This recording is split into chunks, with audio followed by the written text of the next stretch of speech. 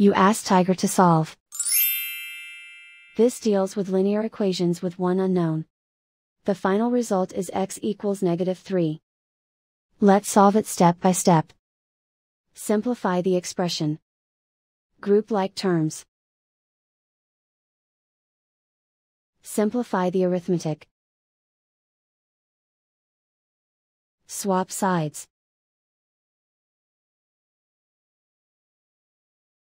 Group all constants on the right side of the equation.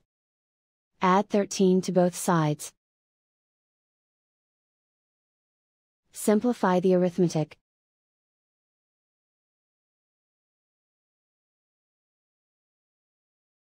Isolate the x. Divide both sides by 35. Simplify the fraction. Find the greatest common factor of the numerator and denominator.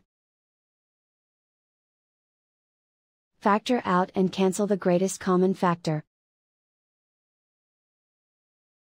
And so the final result is x equals -3.